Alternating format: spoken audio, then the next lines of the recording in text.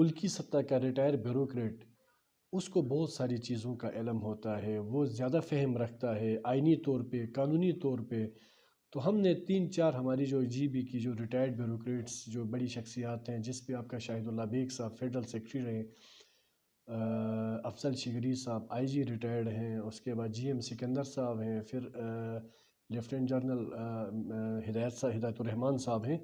ہم نے ایک فارمل بات یہ کی تھی کہ ہم اپنے جو جی بی کے جو سپوت ہیں، جنہوں نے ملکی سطح پہ اس لیول کی خدمات سر انجام دی ہیں، تو ہم ان کو تھنک ٹینک کے حساب سے ان سے مشاورت کریں گے.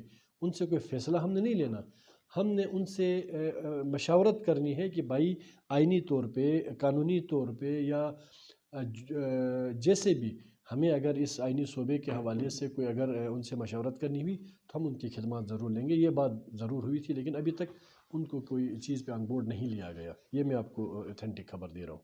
ان سے مشاورت ہوگی؟ ضرور ہوگی کسی سٹیج پہ. اگر نہیں، دیکھیں ضروری نہیں ہے، جہاں پہ ہم سمجھیں کہ کوئی چیز اگر ان کی مشاورت ہمیں چاہیے ہوگی. یار دیکھیں، میں حکومت بن کے نہیں بات کر رہا، اور میں یہی ایکسپیکٹیشنز اپنی اپوزیشن کی پارٹیوں سے بھی، ان کی ہمارے ممبران سے بھی رکھوں. آج اگر میں اپنے آپ کو حکومت سمجھوں، کوئی اپوزیشن کا سمجھے، تو شاید ہم ایک پیج پہ کھڑے بھی نہیں ہو سکیں گے. میں نے کوئی کریڈٹ لینے کی بات نہیں کی کہ یہ پی ٹی آئی کا بنایا ہوا صوبہ ہوگا. ہم چاہتے ہیں، ہم گلگت بلتستان کی دھرتی کے سپوت ہیں. ہمارا اٹھنا، ہمارا بیٹھنا، کھانا پینا، جینا، گلگت بلتستان ہماری شناخت ہے، ہماری ماں ہے.